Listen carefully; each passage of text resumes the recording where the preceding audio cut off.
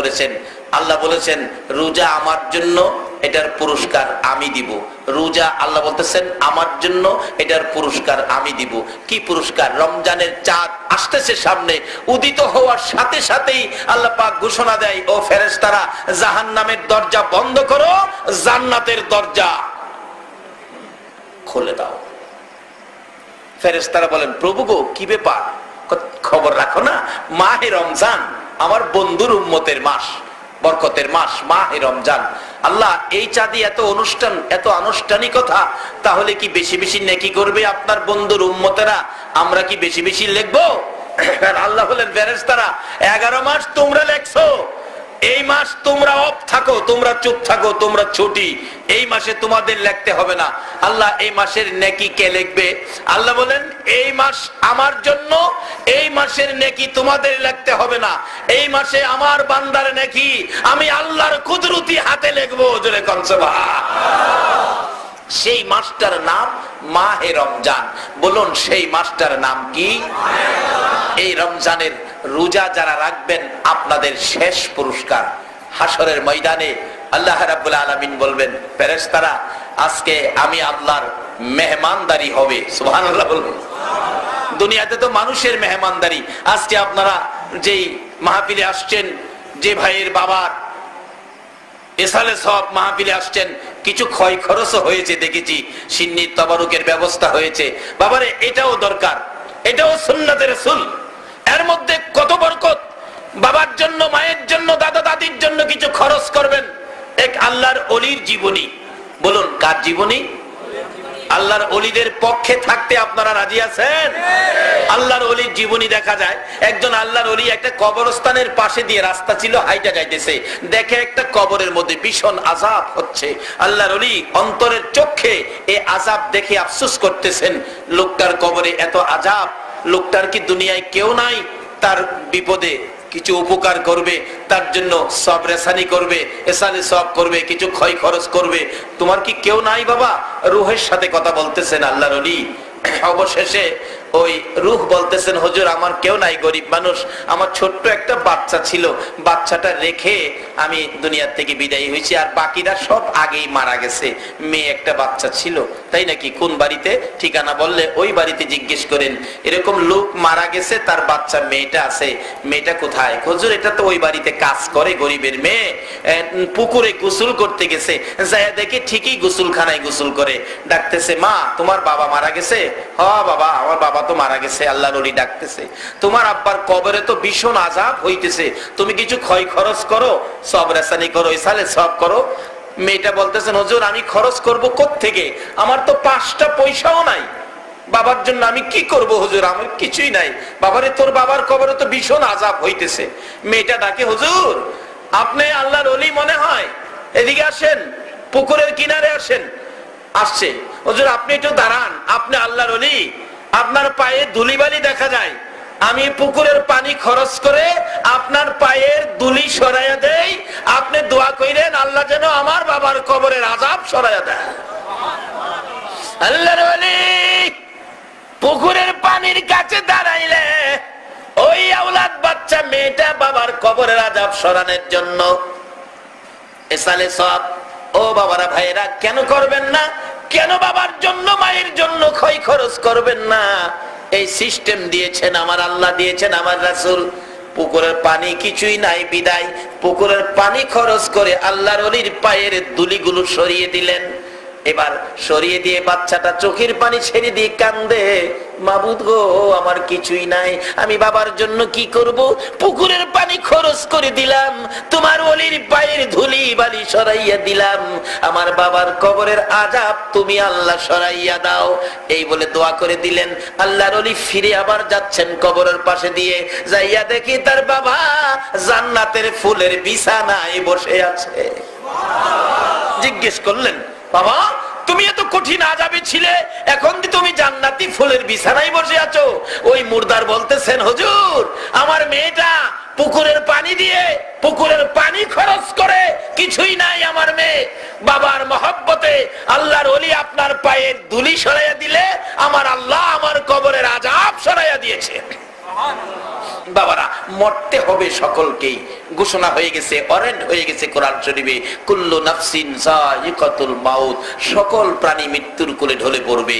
কিন্তু মৃত্যুর পরে যে জায়গাটা যাবেন সেই জায়গাটার নাম হলো কবর। কবরবাসীদের জন্য মাফ নবীর ওয়ারিস আলেম ওলামাগণ, আর আমাদের জন্য মাফ শবে বরাত।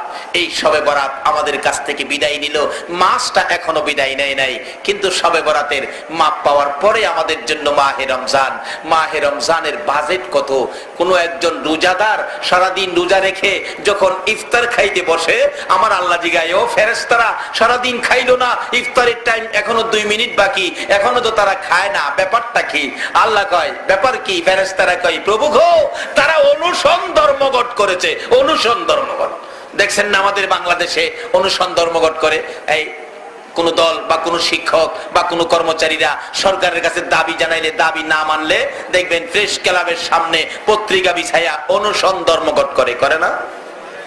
শুইয়া তাহে দাবি না মানলে খাইতাম না, খাইতাম না, দাবি না মানলে। আসলে কিছু খায়, দেখছি ফাঁকে ফাঁকে ডাহে, ও বাদামওয়ালা, বাদাম বাদাম এদিকে আয়। দেখছেন, মুখে কইছে খাইতাম না, দাবি না মানলে আবার বাদাম খায়। এই জন্য কইলাম হেরার দাবি আর মানে না, মাঝে মাঝে ভানি খায়। কয়েক ঘন্টা থাকলেই নেতা নেত্রীরা আইসা কয়, আচ্ছা পানি খান, অনুসরণ ভাঙ্গাইলাম, আপনাদের দাবি দেওয়া সম্পর্কে চিন্তা করা হবে। এই পর্যন্তই শেষ, কি চিন্তা?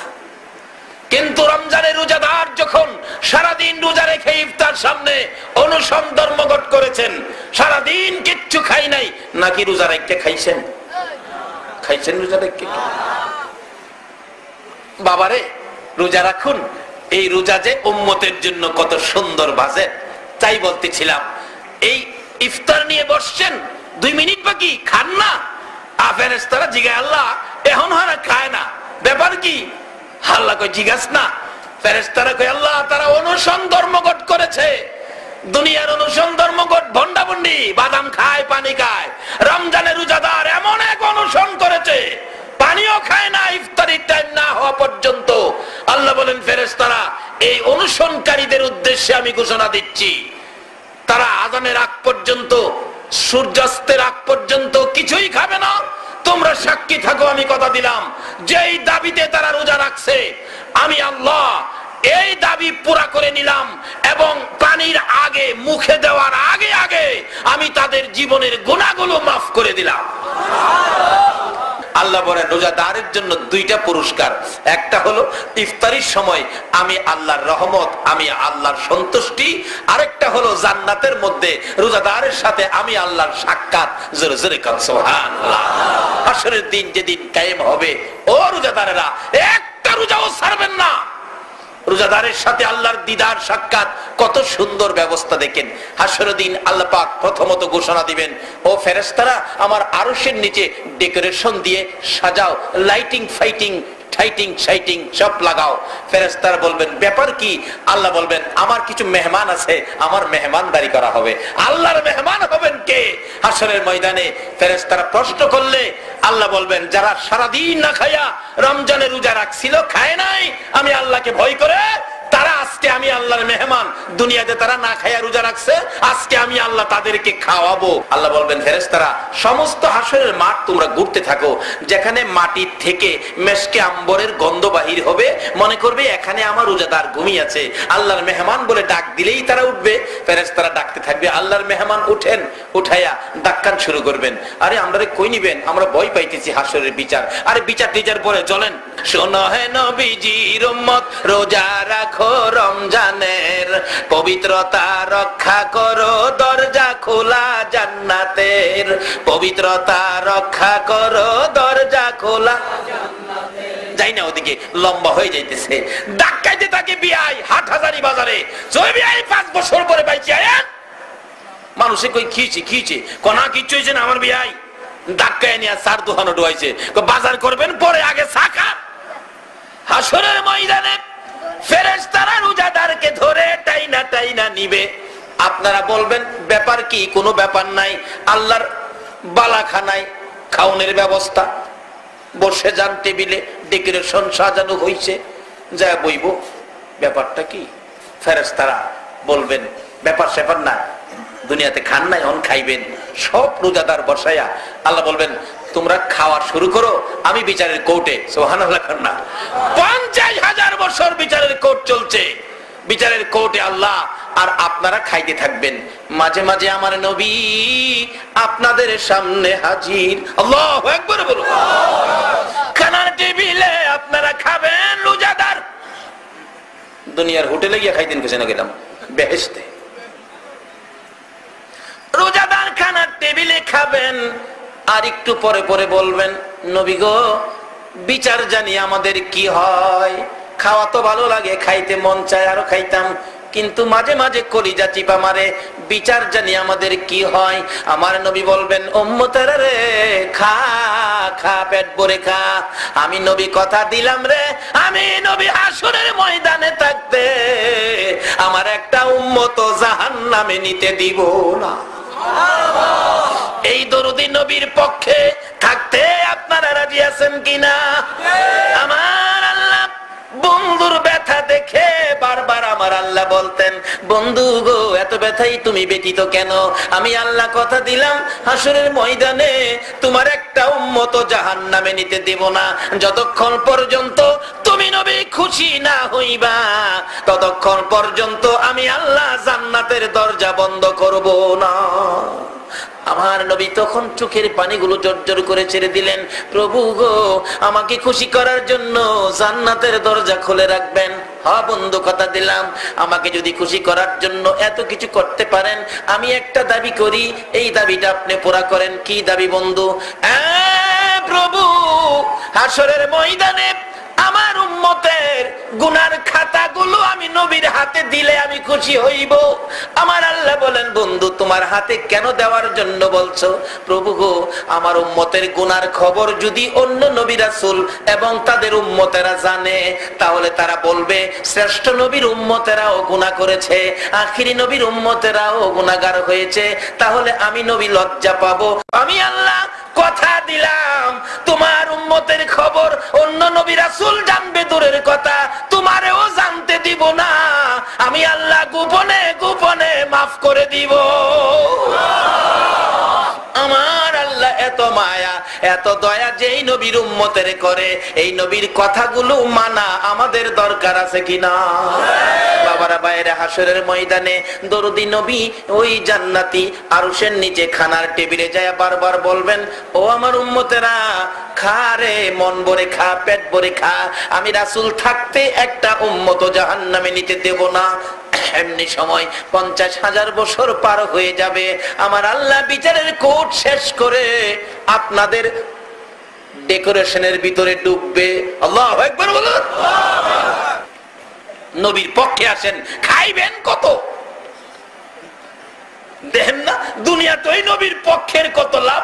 নবীর পক্ষে থাকার কারণে আপনাদের চট্টগ্রামের জনাব কাসেম নুরি সাহেব কেবলা সারা বাংলাদেশ খায় না। আরে আমিও তো বৈরবতে চট্টগ্রাম আইছি নবীর খাতিরে। আল্লাহু আকবার বলো। তাই তো বলছিলাম নবীজির গোলামের নবীজির আশিকের কোনো চিন্তা নাই, চলো নবীজির জান্নাতে মদিনাতে যাই, চলো নবীজির জান্নাতে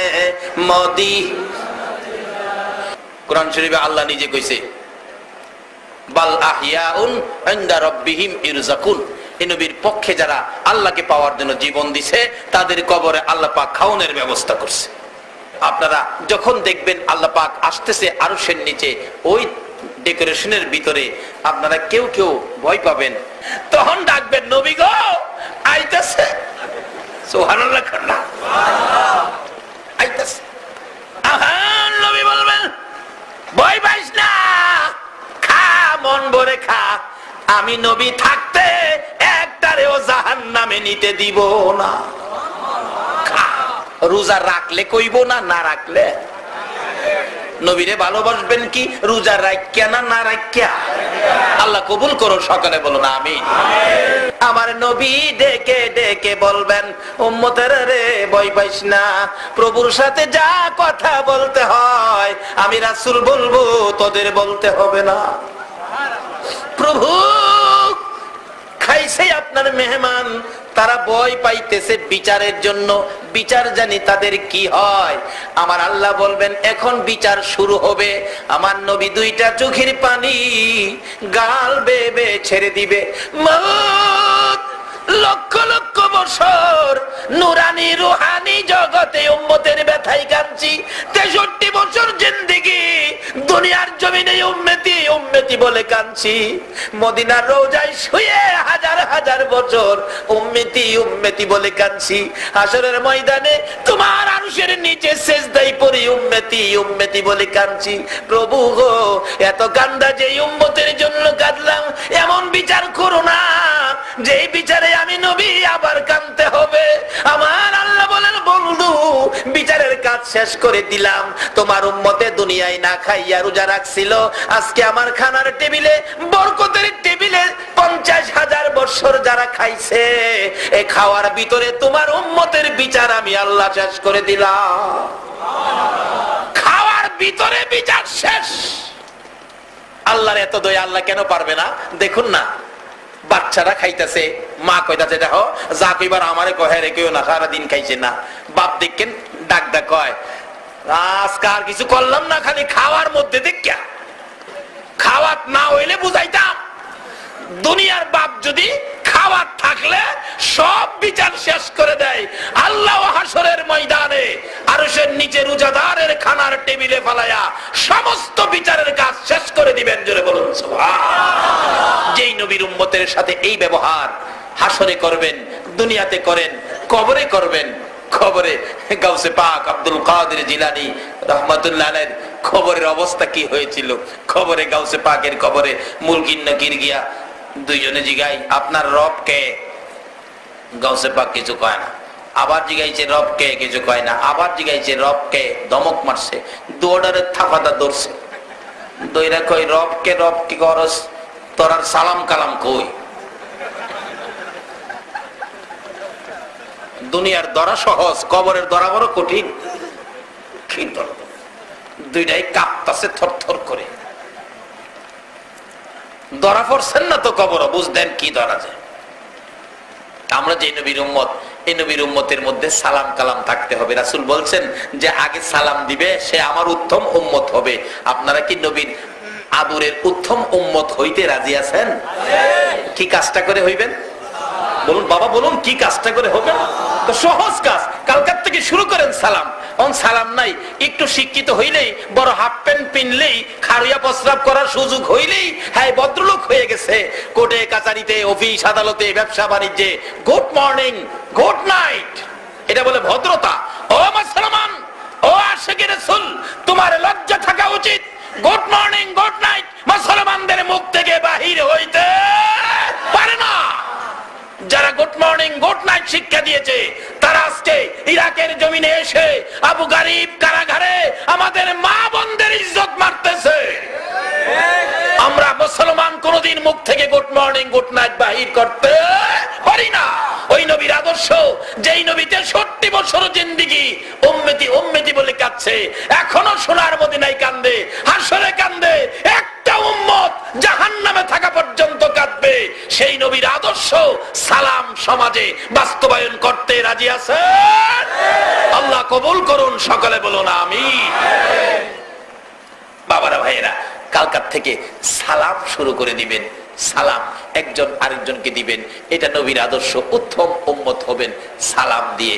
এই নবীর উত্তম একজন উম্মত হতে পারলে লাভ কত। উত্তম উম্মত হয়েছেন আবু বকর সিদ্দিক রাদিয়াল্লাহু তাআলা। যেদিন আবু বকর দুনিয়ার থেকে বিদায় হবেন, আবু বকর বলেছিলেন, ও সঙ্গীরা, আমি মারা গেলে তোমরা আমাকে গোসল দিয়ে কাফন পরে জানাজা শেষে নবীজির রওজার পাশে নিয়ে রাখা নবীজিকে ডাক দিয়ে জিগাইও আমার দাফনটা কই হবে। যদি আমার আচার আচরণে আমার ভালোবাসায় রাসূল খুশি হয়ে থাকেন, তাহলে রওজা পাকের ভিতর থেকে নবী কথা বলবেন, যেখানে বলে সেখানে দাফন কইরো। আচ্ছা বলুন, আমার নবী এখনো রওজার ভিতর থেকে কথা বলার ক্ষমতা আছে কিনা? আপনারা কে কে এখানে বসে আছেন রাত্র শেষ পর্যন্ত আমার নবী দেখে কিনা? আল্লাহু আকবার বলো। আমার নবী সব দেখতেছে। রওজা পাকের ভিতরে আর এখন শোয়া নাই, নবী বসে আছে। আল্লাহ বলতেছেন আমার বন্ধুর রওজার পর্দা উঠিয়ে দাও, আমার বন্ধু মন ভরে দেখো বাংলার পাগলগুলোকে। কে সে আপনারা? নবীর মায়ের নজরে বসে আছেন। কে সেই আপনারা? কোন মায়ের সন্তান? নিশ্চয়ই আপনারা যেদিন মায়ের পেটে ছিলেন, আপনার মা আপনি পেটে থাকাকালীন নবীর উপর দুরূদ শরীফ পড়ছিল। ওই তাসির যাদের গায়ে আছে তারাই রাত্র 3টা পর্যন্ত বসে থাকে। বাবারা ভাইয়েরা, আসুন সে নবীর পক্ষে। আবু বকর বলেন আমি নবীর পক্ষে ছিলাম, নবীর আদর্শে ছিলাম, নবীর 1 নাম্বার উম্মত হওয়ার জন্য কাজ করেছিলাম। নবী কবুল করছে কিনা তোমরা প্রমাণ করে দিও।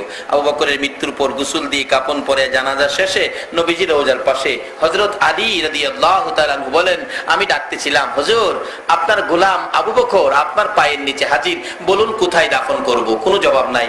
আবার ডাকছে, হুজুর আপনার গোলাম আবু বকর হিজরতের সাথী, গুহার সাথী, রাতের সাথী, দিনের সাথী, কোথায় দাফন করব? কোনো জবাব নাই। 3 বারের মাথায় হযরতে আলী রাদিয়াল্লাহু তাআলা আনহু কাঁদতেছেন, হুজুর আবু বকরের বেলায় যদি কথা না বলেন, আমি আলীর বেলায় জানি কি উপায় হয়। এমনি সময় দেখা যায় নবীজির রওজা মুবারক থরথর করে কাঁপতেছে। সকল সাহাবীরা তাকিয়ে আছে, ব্যাপার কি? রওজা পাক কাঁপে কেন? ভিতর থেকে বড় মায়ার সুরে আমার নবী ডাকতেছেন, আরে আলী, আলী রে পাগলামি করিস না রে আলী, কই আমার আবু বকর, কই রে আমার আবু বকর, দে দে আমার আবু বকরকে আমার পাশে দাফন করে দে। ডাইকা ডাইকা নবীর পাশে শোয়ায়। যদি নবীর 1 নাম্বার উম্মতের খাতায় নাম লাগাইতে পারেন, বলে হুজুর এখনো কি ডাইকা নবীর পাশে নিবে? যদি নবীর পাশে নবী নাও হন নাই, আপনি যদি বাংলায় শোন, আমার নবী রওজা ছেড়ে বাংলার জমিনে এসে আপনার পাশে হাজির হয়ে যাবে। কিন্তু আসুন নিজের ইচ্ছা মতো মন গড়া আদর্শ ছেড়ে দিয়ে নবীর পক্ষে, নবীর আদর্শ, নবীর ভালোবাসায় যায়। যে নবীর পক্ষে আমার আল্লাহ নিজে 24 ঘন্টা দুরুদ ও সালাম পাঠ করেন, যে নবীর ভালোবাসায় আমার আল্লাহ এত কিছু করেছেন, যে নবীর বরকতে সবে বরাত পেয়েছি, রমজান পেয়েছি, সবে কদর পেয়েছি, এত বরকত গুলো যার উসিলায় পেয়েছি। আজকে আমরা সে নবীর উম্মত। তার সাথে সাথে যে নবীর উম্মতের জন্য কবরবাসীদের রুহের মাগফিরাতের সিস্টেম ইসালে সব মাহফিল, আজকে সেই মাহফিল সবে বরাতের চাঁদে অনুষ্ঠিত হয়েছে। যার জন্য, যার উদ্দেশ্যে মাহফিল, আল্লাহ যেন তাকে মাফ করেন, সেজন্য আমরা দোয়া করব। আমরা যারা দুনিয়াতে আছি, বাবারে জানি না দুনিয়াটা আমরা না, দুনিয়ার মালিক আল্লাহ। আল্লাহ দুনিয়া ছাড়ার ঘোষণাও আমাদেরকে দিয়ে দিলেন। আল্লাহ কিন্তু আমাদেরও ঘোষণা দিয়ে দিয়েছেন, কুল্লু নাফসিন যায়িকাতুল মাউত, সকল প্রাণী মৃত্যুর কোলে ঢলে পড়তে হবে, অর্থাৎ এই দুনিয়া ছেড়ে দিতে হবে। আমাদেরও ওয়ারেন্ট হয়ে গেছে, ঘোষণা হয়ে গেছে দুনিয়া ছেড়ে দিতে হবে। তার আগে নবীর পক্ষটা ধরুন, নবীর আদর্শের মধ্যে ঢুকুন, নবীর পছন্দের জিনিসগুলি আমলে নেন। আল্লাহ আমাদেরকে সেই বুঝ, সেই শক্তি, সেই তৌফিক দান করুক। সকলে বলুন আমিন।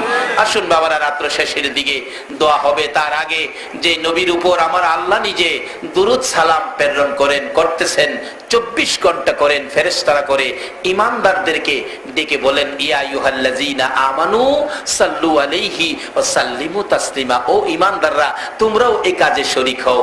যে কাজ আল্লাহ করেন, ফেরেশতারা করেন, এই কাজটা কি আপনারা করতে রাজি আছেন?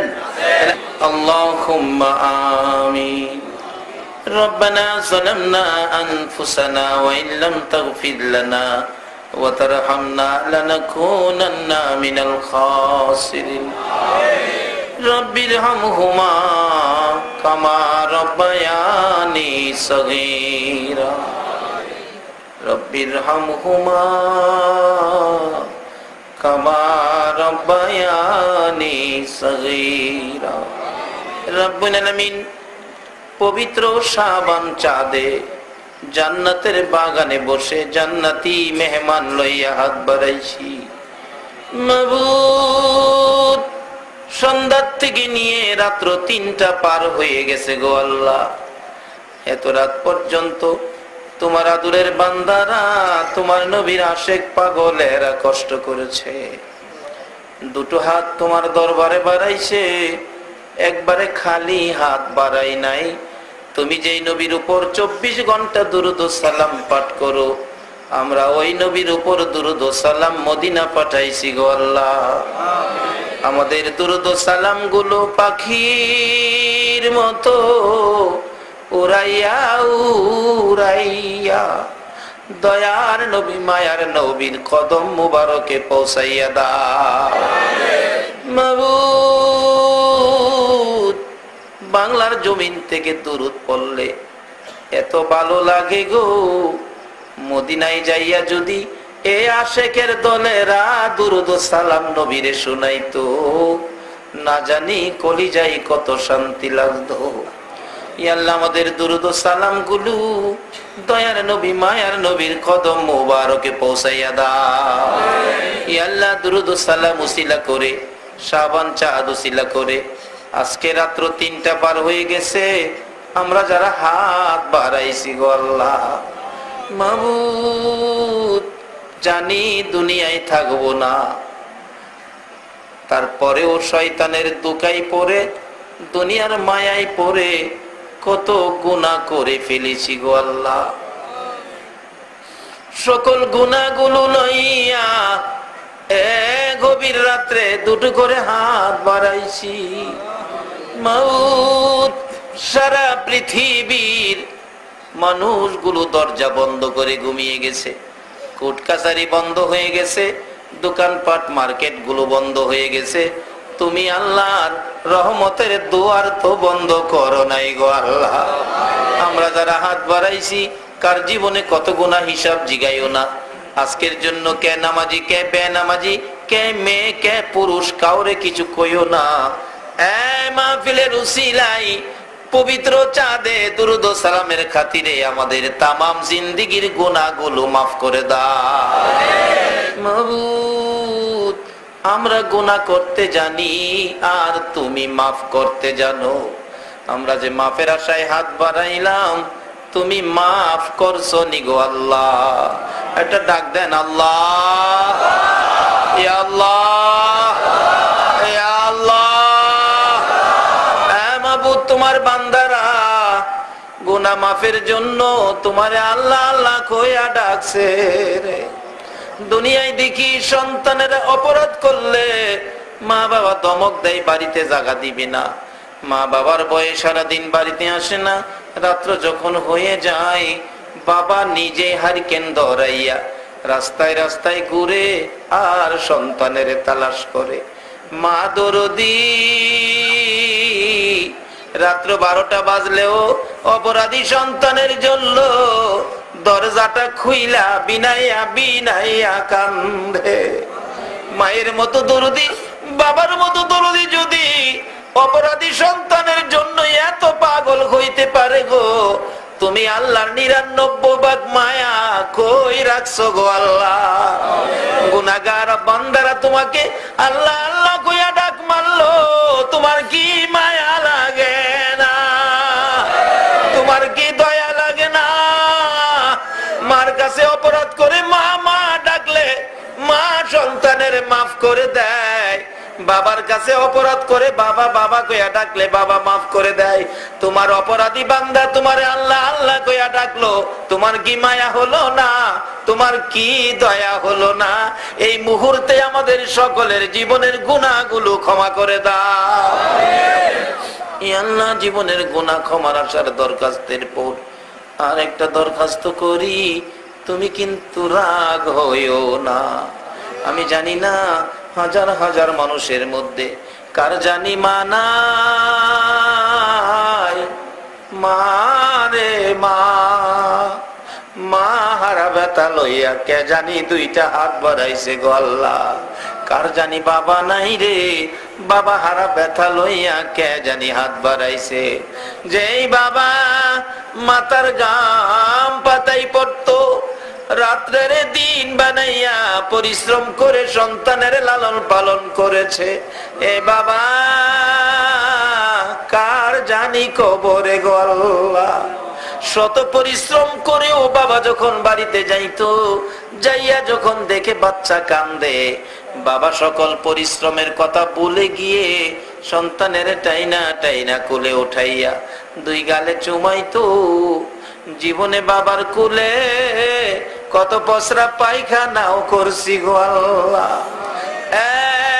বাবা কার জানি দুনিয়ায় নাই, ওই দরদি মা জানি কার কবরে, যে মা শীতের রাত্রে সন্তান যদি ডান দিকে প্রস্রাব করে দিত, মা টাইনা টাইনা বাম দিকে নিত, বাম দিকে প্রস্রাব করে দিলে মা প্রস্রাবের ভিজা জায়গায় শুইয়া সন্তানের শুকনা জায়গায় রাখতো। এই দরদি মা বাবা যার কবরে, প্রভু গো ছোট সময় দেখেছি সন্তান অসুস্থ হলে মা তোমার কাছে জীবন ভিক্ষা চাইতো গো আল্লাহ। ওই মা বাবা যার কবরে আমরা তোমার জান্নাত ভিক্ষা চাই গো আল্লাহ, তোমার জান্নাত ভিক্ষা চাই গো আল্লাহ। ওই সকল মা বাবার কবর গুলো জান্নাতের বাগান বানাইয়া দাও। যাদের মা নাই রে তার জানি কেমন লাগতেছে রে আল্লাহ। মায়ের অভাবীরা কি করে নিজে দেখেছি। একটা মায়ের পাগল ছেলে 4 বছর বয়স, আর একটা মেয়ে 6 বছর বয়স, হঠাৎ করে মা স্ট্রোক করে মারা গেছে। বাচ্চাগুলো মায়ের লাশের উপর গেছে রে আল্লাহ। মায়ের অভাবীরা কি করে নিজে দেখেছি। একটা মায়ের পাগল ছেলে 4 বছর বয়স, আর একটা মেয়ে 6 বছর বয়স, হঠাৎ করে মা স্ট্রোক করে মারা গেছে।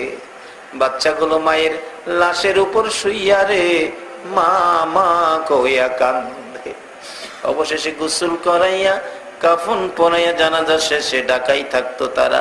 আজিমপুর কবরস্থানের দিকে ট্রাকে করে নিয়ে রওনা হলো। বাচ্চা দুইটা মায়ের লাশের পাশে বসে একটু পরে পরে ছোট্ট ছেলেটা ডাক মারে, মা মা গো কথা কও না গো মা। বাবা পাশে বসে চোখের পানি ছেড়ে দেয়। ছোট ছেলেটা জিগায়, আব্বু আমার আম্মু কথা কয় না, এত ডাক ডাকি ব্যাপারটা কি? আমার আম্মু কই যাবে গো আব্বু? বাবা বুঝানোর জন্য বলছে, তোমার আম্মু বেড়াইতে যাবে। মেয়েটা একটা চিৎকার মারছে, আব্বু আমার ছোট ভাই বুঝে না, আপনি মিথ্যে কথা কন। আমার আম্মু বেড়াইতে গেলে শাড়ি পরে যাইতো গো বাবা, আজকে দিয়ে আমার আম্মু সাদা কাপড় লাগাইছে। বাবা কান্দে, মাবুদ কি আগুন লাগাইলা বাবা হইয়া, সন্তান বুঝাইতে পারি না। অবশেষে লাস্ট ট্রাক যখন আজিমপুর কবরস্থানের গেটে থামলো, লোকেরা খাট কাঁধে লইয়া ভিতরে ঢুকলো। কবরের পাশে নামাইলে দুইটা লোক কবরে নাইমা লাশে ধরে টানতেছে। বাচ্চা দুইটা কাফনের উপরে দিয়ে মায়ের পায়ে পড়ে কান্দে, মা মা গো আমরা রে ফালাইয়া যাইও না, আমরা কার মা মা কইয়া ডাকবো? রাত্র হইলে আমরা কার গলায় ধরে ঘুমাবো গো? আমরা রে ফালাইয়া যাইও না গো মা। কোন কথাই মানলেন না। লোকেরা বাচ্চা দুইটাকে সরাইয়া কবরে দিয়ে জীবনের বিদায় করে দিলে। বাচ্চাগুলো বাসায় যেতে চায় না, মায়ের সাথে কবরে থাকবে। বাবা শেষরাইয়া বাহির করে রিক্সা করে রওনা হলেন, বাসায় যাবে। একটু পর পর বাচ্চাগুলো রিক্সার সিটের উপর দাঁড়াইয়া পিছনের দিকে তাকাইয়া তাকাইয়া ডাক মারে, মা আমরা রে কেমনে বিদায় দিলা ও মা। হ্যাঁ মায়ের অভাবী মায়ের দুঃখী, বাবার অভাবী বাবার দুঃখী, কে জানি হাত বাড়াইছে রে আল্লাহ। এই মুহূর্তে ওই সকল মা বাবার কবর গুলো জান্নাতের বাগান বানাইয়া দাও। আল্লাহ মা বাবা যার দুনিয়াতে আছে হায়াত বাড়িয়ে দাও। মা বাবা কেমন জিনিস বোঝার তৌফিক ছেলে মেয়েদেরকে দান করে দাও। আল্লাহ দাদা দাদি নানা নানি শ্বশুর শাশুড়ি আলী আওলাদ বংশধর্মী মুরব্বী পাড়া প্রতিবেশী খানদানবাসী মহব্বতী যারা কবরে গো, সকলের কবর জান্নাতের বাগান বানাইয়া দাও। মাবুদ খাস করে আজকে যে উদ্দেশ্যে মাহফিলের আয়োজন করা হয়েছে, মরহুম নুরুল ইসলাম সওদাগর সাহেব আর দুনিয়ায় নাই রে আল্লাহ। ওনার আলিয়া ওলাদেরা ওনার রোহের মাগফিরাতের জন্য মাহফিলের আয়োজন করেছে। আল্লাহ এই মাহফিল তুমি কবুল করো। এই মাহফিলের উসিলাই ওনার জীবনের ভুল ত্রুটি থাকলে দয়া করে ক্ষমা করে দাও গো আল্লাহ। ওনার পক্ষ থেকে আমরা সকলে মিলে তোমার কাছে ক্ষমা চাই। ওনার কবরখানি জান্নাতের বাগান বানাইয়া দাও গো আল্লাহ। ইয়া আল্লাহ এই বংশ থেকে আরো যারা কবরে, এই খানদানবাসী আরো যারা কবরে, এই মাহফিলের উসিলাই সকলের কবর জান্নাতের বাগান বানাইয়া দাও। ইয়া আল্লাহ খাস করে যারা দুনিয়াতে আছেন, ওনার আলিয়া ওলাদ বংশধর খানদানবাসী সবাইকে তোমার কুদরতি হাতে দিয়ে গেলাম।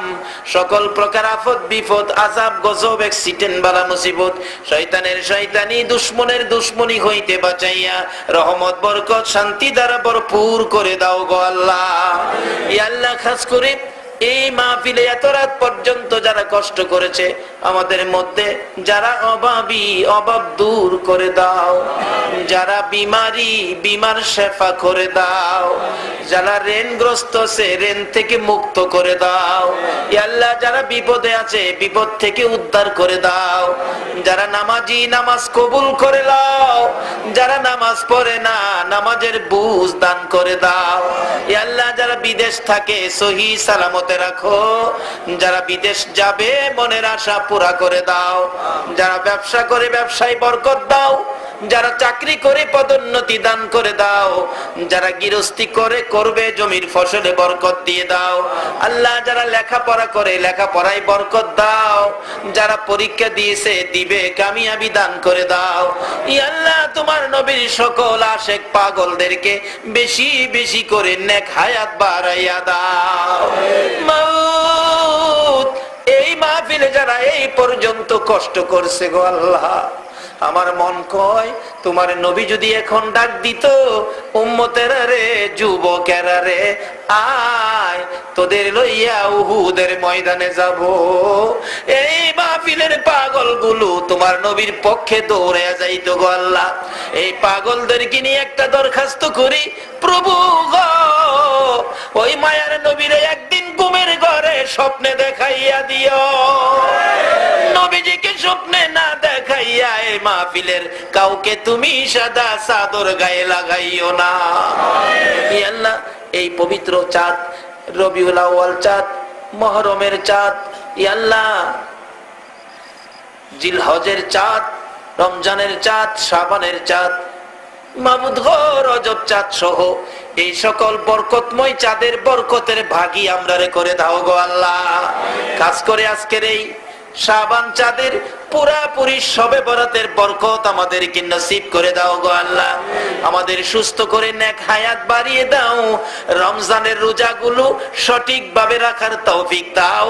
রমজানের বরকত শবে কদর সহ আমাদের আমল নামাই লাগাইয়া দিও গো আল্লাহ। ইয়া আল্লাহ মাহফিল শেষে যারা যেখানে যাবে সহি সালামতে পৌঁছাইয়া দিও গো আল্লাহ। ইয়া আল্লাহ চট্টগ্রামের সকল সুন্নিয়াতের আলেম ওলামাদের হায়াত বাড়াইয়া দাও গো আল্লাহ। মাবুদ গো চট্টগ্রামের জমিনের নিচে যত ওলি আল্লাহগণ শুয়ে আছে সকলের রুহানি ফয়েজ আমাদেরকে নসিব করে দিও গো আল্লাহ। ইয়া আল্লাহ আল্লামা গাজী শেরে বাংলার রুহানি ফয়েজ আমাদেরকে নসিব করে দাও গো আল্লাহ। ইয়া আল্লাহ তোমার ওলি আল্লাহগণের পথে চলার তৌফিক দাও। নবীর ভালোবাসার পথে আমাদেরকে কবুল করে নাও। যতগুলো দরখাস্ত করলাম এই পবিত্র শাবান চাঁদের উসিলায়, এসালে সব মাহফিলের উসিলায়, মাবুদ দুরূদ ও সালামের উসিলায় সবগুলো তুমি কবুল আর মঞ্জুর করো গো আল্লাহ। ওয়া সাল্লাল্লাহু তাআলা আলা খায়রি খালকিহি মুহাম্মাদিন ওয়া আলা আলিহি ওয়া আসহাবিহি আজমাইন বিহাক্কি লা ইলাহা ইল্লাল্লাহু মুহাম্মাদুর রাসূল সাল্লাল্লাহু আলাইহি ওয়াসাল্লাম।